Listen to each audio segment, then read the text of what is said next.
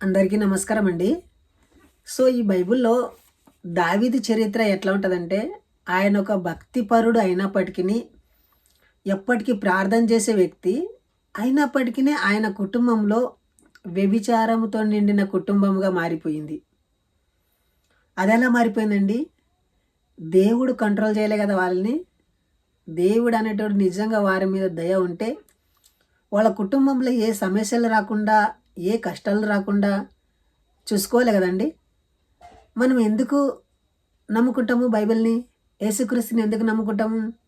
మన కుటుంబం బాగుపడాలి. మన కుటుంబంలో శాంతి భద్రతలు ఉండాలి. మనము బాగుండాలి. మన కష్టాలు తొలగాలి. మన కన్నీరు తొలగాలి. మనం క్షేమంగా ఉండాలి. అందరికీ ఆశీర్వాదకరంగా ఉండాలి అని నమ్ముకుంటాం కదా! మరి అలాంటి వ్యక్తుల లోపట ఎందుకని ఈ దుష్ట శక్తులు పీడిస్తున్నాయి? బాగా మీరు పరిశీలించి చూడండి. ఆదము అవ్వ కానుంటి దుష్ట శక్తులన్నీ పీడిస్తూ ఒక వ్యభిచారకమైన ఆత్మలు వాళ్ళతోటి నిండిపోతున్నాయి. ఎందుకని? దేవుడు కంట్రోల్ చేయలేకపోతున్నాడు. దేవుని వల్ల కాకపోతుంది. చూడండి, దీన్ని బట్టి ఆలోచన చేయాలి మీరు.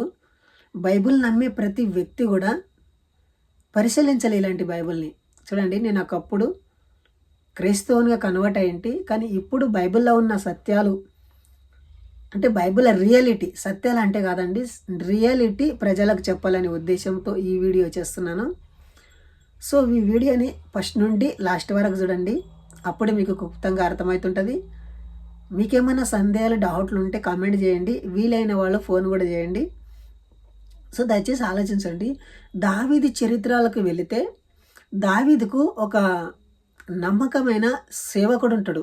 దావీదు అంటే చాలా భక్తిపరుడు. అతనికి దావీదుని దేవునితో సమానంగా భావిస్తాడు. దావీదుని ఒక భక్తిపరుడు అనుకుంటాడు. ఎందుకంటే దావీదు అలా నటిస్తుంటాడు. ఈ రోజులలో కూడా చాలా జనులు నటిస్తుంటారు. ప్రార్థన విషయంలో కానీ, భక్తి విషయంలో కానీ ప్రజలకు కనబడడానికి నటిస్తుంటారు. దయచేసి ఆలోచించండి. ఈయన నటన బట్టి, ఈయన ప్రవర్తనను బట్టి ఈ దావీదు దాసుడు ఊరియా అని ఉంటాడు. ఈ ఊరియా దావీదు మీద ఎంత భక్తిగా ఉంటాడంటే చాలా భక్తిగా ఉంటాడు. దావీదుని ఒక మంచి మనిషిగా ఆలోచిస్తాడు. దావీదు ఒక నా యజమానుడు అని భావిస్తాడు. ఆయనని ఇంత నమ్మకం ఉంటాడంటే చాలా నమ్మిస్తాడు. ఆయన లోపట కపటం ఉండదని, ఆయన లోపట వ్యభిచార ఆత్మ ఉండదని, ఆయన లోపట ఒక అహంకారము, హత్య చేసే గుణం అతని లోపట ఉండదని ఈ ఎదుటి వ్యక్తి తెలుసుకుంటలేడు. ఊరియా నమ్ముకుంటాడు దావీదుని. దావీదు ఏం చేస్తాడు? అతని నమ్మకాన్ని ద్రోహం చేసి, ఆయన కుటుంబాన్ని విచ్చలవిడిగా చేసి ఆయనని చంపేస్తాడు. చూడండి, ఇలాంటి నమ్మక ద్రోహమైన కార్యాలు జరుగుతున్నప్పుడు దేవుడు అరికట్టలే కదండి. సో ఆలోచించండి. మీరు న్యాయాన్ని తెలుసుకునండి, నిజాన్ని తెలుసుకునండి. ఆయన ఎప్పుడైతే ఆ పని చేసిండో అదే కార్యంలో మళ్ళీ అతని కుటుంబం అంతటికో ఎండ్ అయిపోలేదు. చూడండి, అంతటితో ఎండ్ అయిపోలేదు, ఆ కంటిన్యూ అయితేనే ఉండదు. ఇప్పుడు కూడా చాలా జనాలు ఈ బైబిల్ విషయంలో కానీ, పాస్టర్ విషయంలో కానీ నమ్మకంతో నమ్ముతుంటారు. ఎవరి నమ్మకము వాళ్ళదే. కానీ ఆ నమ్మకము ఎదుటి వ్యక్తి కూడా అలా ఉండడా లేదా అని అనుమానం కూడా రానివ్వరు. అలా ప్రవర్తిస్తారు.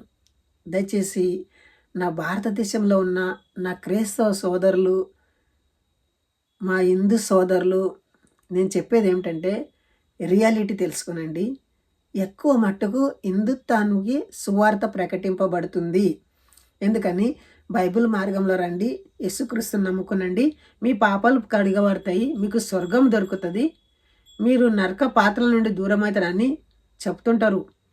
అది మీకు తెలియదు బైబిల్ ఎంత భయంకరంగా బిహేవ్ చేస్తుంటాడో, ఒక క్రూరత్వం తయారు చేస్తుంటుంది. చూడండి, ఇంకొక మాట, ఈ దావీదు చరిత్రలో కూడా హమ్నోను అని ఒక కొడుకుంటాడు దావీదుకు. దావీదుకు అనేక మంది భార్యలు ఉంటారు. సో ఆ భార్యలలో ఒక కొడుకు పేరు హమ్నోను, ఇంకొక కొడుకు పేరు అక్షలోము అని ఉంటుంది. ఈ అక్షలోముకు సుందరి అయిన ఒక సోదరి ఉంటుంది. ఈ సోదరిని ఓర్వలేక తన అన్న అంటే వేరే భార్యకు పుట్టిన అమ్నోను ఈమెని మోహిస్తాడు. ఈమె కోసమై అతని అన్నపానములు మానుకొని ఆమె ద్వారా నేను అనుభవించలే శరీర కోరికలు తీర్చుకోవాలనే ఆశతో ఆమె కోసమై అన్నపానములు మాంతాడు. అప్పుడు ఈ అమ్నోనుకు దావీదు ఒక స్నేహితుని కొడుకుంటాడు, అతని ఫ్రెండ్ ఉంటాడు అమ్నోనుకు.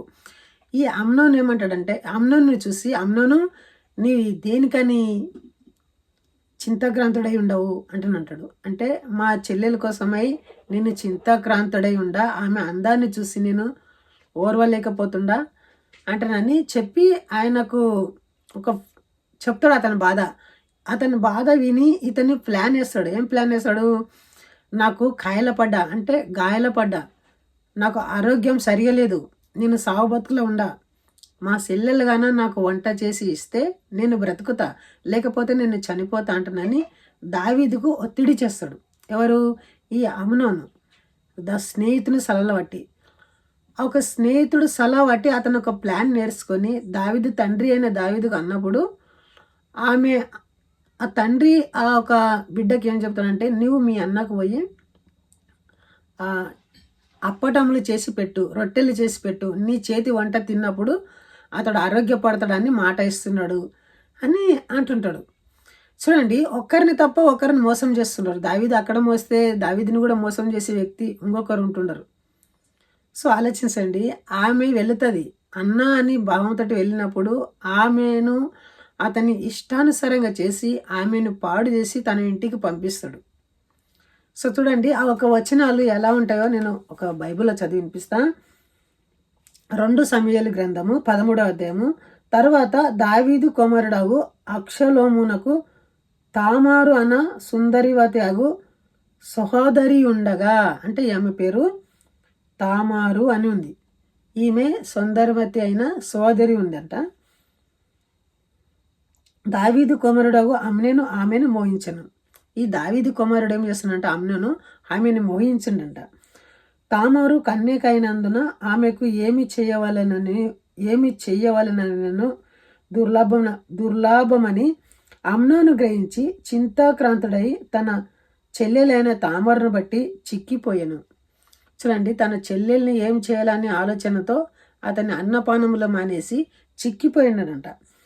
అమ్నోనుకు మిత్రుడై ఉండెను. అతడు దావీదు సోదరుడైన షిమ్మె కుమారుడు, అంటే దావీదు ఫ్రెండ్ అయిన షిమ్మె కుమారుడు. అతని పేరు యెహోనాదాబు. ఈ యెహోనాదాబు సలహా ఇస్తున్నాడు ఎవరికి? అమ్నోనుకు. ఈ యెహోనాదాబు బహు కపటము గలవాడు, ఇతని కపటము గలవాడంట. అతడు రాజకుమారుడైన నీవు నానాటికి చిక్కిపోవుటకు పోతున్నావేమిటి? అంటే నువ్వు దినదినానికి చిక్కిపోతున్నావు, నువ్వు సన్నబడుతున్నావు ఎందుకని అమ్నోను అడుగుతున్నాడు. సంగతి నాకు తెలియజెప్పవా అని అమ్నోనుతో అనగా, అమ్నోను నా తమ్ముడగు అబ్షాలోము సోదరి అయిన తామారును నేను మోహించుచున్నానని అతనితో అనేను. చూడండి, అప్పుడేమంటున్నాడంట, నా తమ్ముని చెల్లెలైన తామారును నేను మోహించుతుండా అని అతని స్నేహితుడికి అంటున్నాడంట, యెహోనాదాబుకు అంటున్నాడంట. యెహోనాదాబు, నీవు రోగి అయినట్టు వేషము వేసుకొని నీ మంచం మీద పండుకొనుము. అప్పుడు ఈ యెహోనాదాబు ఏమంటున్నాడు? అమ్నోనుకు, నీవు రోగి అయినట్టు యాక్టింగ్ చేసి మంచం మీద పండుకో అంటున్నాడు.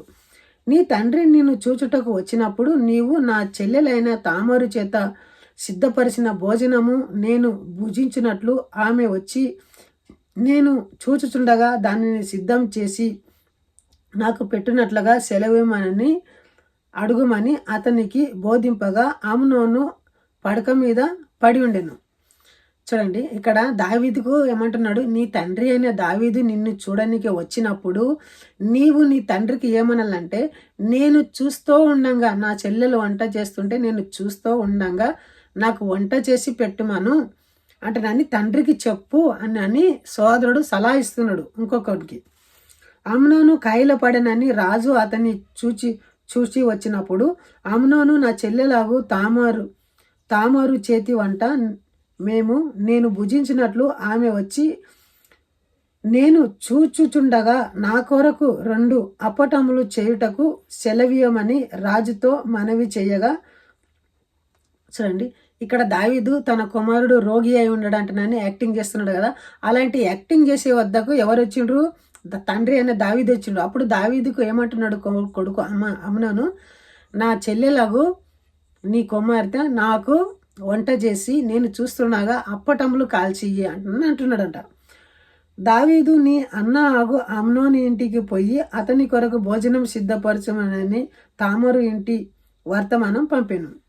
అప్పుడు ఆ తామరు అయిన చెల్లికి, ఆ కూతురికి, దావీదు కూతురికి అంటే అమ్నోనుకు చెల్లెలైతుంది, ఆమెకు అంటున్నాడు, నీ అన్న రోగి అయి ఉండడు, మంచం మీద పడ్డాడు, అతను చూస్తుండగా నువ్వు వంట చేసి పెట్టు అతనికి అని చెప్తున్నాడు. కాబట్టి తామరు తన అన్న ఆగు అమ్నోని ఇంటికి పోయాను. ఆ తండ్రి మాట విన్నాడు. వెంటనే ఆ తామరు ఏం చేసిందంటే అన్న ఇంటికి పోయింది. ఎవరు? అమ్నోని ఇంటికి. అతడు పండుకొని ఉండగా ఆమె పిండి పిసికి కలిపి అతని ఎదుట అప్పటములు చేసి వాటిని కాల్చి బొరుసు పట్టుకొని అతనికి వడ్డింపగా అతడు నాకు వద్దని చెప్పి ఉన్న వారందరూ నా యొద్ద నుండి అవతలకు పోండని అనిను.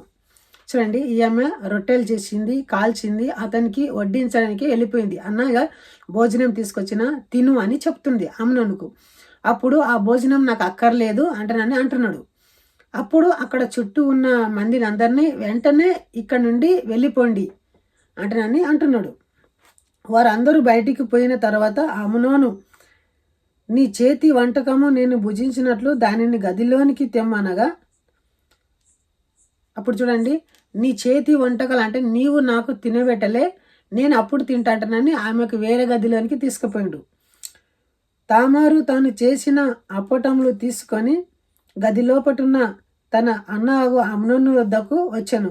అయితే అతడు భుజింపలేనని ఆమెతో వాటిని తీసుకొనినప్పుడు అతడు ఆమెను పట్టుకొని, నా చెల్లి రమ్ము నాతో శయనించమని అని చెప్పగా ఆమె, నా అన్న నన్ను అవమానపరచకము, ఇలాగు చేయుట ఇశ్రాయేలుకు తగదు. చూడండి, ఇలాగు చేయుట ఇశ్రాయేలుకు తగదు, నువ్వు ఇలాంటి కార్యములు ఎందుకు చేస్తున్నావు అంటున్నది. ఇట్టి జాగ్రత్తమును నీవు చెయ్యవద్దు, నా యావమానమును నేను ఎక్కడ దాచుకుందును, నువ్వు ఇట్లా చేసావంటే నేను ఎవరు చెప్పుకుందు అంటేనని ప్రాతీల పడుతున్నది, అడుగుతుంది, రిక్వెస్ట్ చేస్తున్నది ఇట్లా చేయకని. నీవు ఇశ్రాయేలుతో దుర్మార్గుడు అగుదువు, అయితే ఇందును గురించి రాజు మాటలాడుము. మళ్ళీ ఏమంటున్నది ఆమె తప్పించుకునే ప్రయత్నంలో, ఇందును గురించి నీవు మాటలాడము నా తండ్రికి, అతన్ని నీకు ఇస్తాడు అనే విధంగా మాట్లాడుతున్నది. అతడు నన్ను నీకు ఇయ్యకపోడు అని చెప్పినట్లు అతడు ఆమె మాట విననలక ఆమెను బలవంతం చేసి అవమానపరిచి ఆమెతో శయనించెను.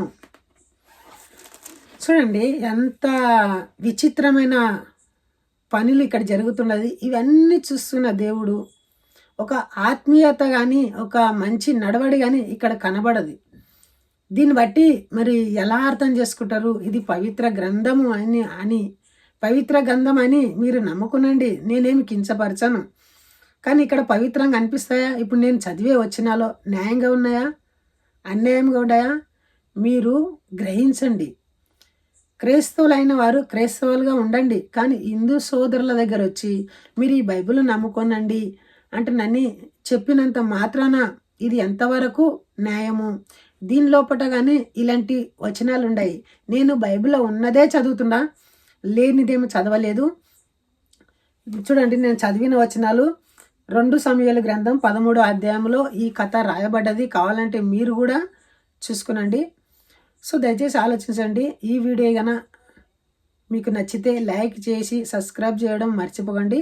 మరిన్ని విషయాలు మరొక వీడియోలో తెలుసుకుందాము. జై హింద్, వందే మాతరం.